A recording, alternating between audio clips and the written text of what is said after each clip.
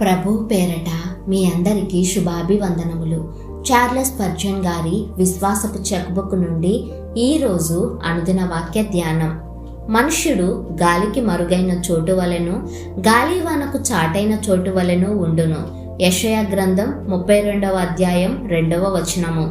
ఈ మనుష్యుడు ఎవరో మనందరికీ తెలుసు. ఎవరై ఉంటారు?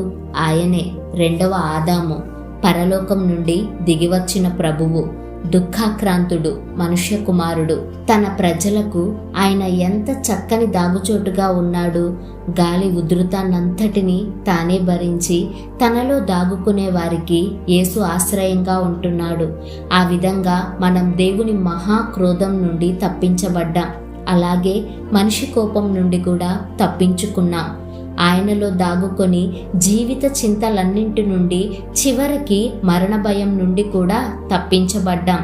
మనం ప్రభువు వెనక దాగుకొని సుడిగాలి బలం నుండి నిశ్చయంగా తప్పించుకునే అవకాశం ఉండగా ఎందుకు బయట నిలబడాలి? ఈరోజు ఆయనలోనికి పరుగెత్తుకొని వెళ్ళి దాగుకొని ప్రశాంతంగా ఉందాం.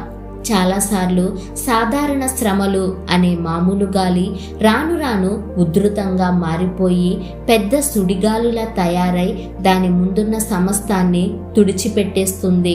స్థిరంగా దిట్టంగా ఉన్నాయనుకున్న లోక సంబంధమైన ఆధారాలు పేకమేడల్లా కూలిపోతాయి. శరీర సంబంధంగా మనం అనుకున్న గొప్ప విషయాలు చెల్లాచెదురైపోతాయి. అయితే మనం దాగుకునే రహస్య స్థావరమైన యేసు ప్రభువు ఎప్పటికీ కూలిపోడు, చెక్కు చెదరక నిలిచి ఉంటాడు.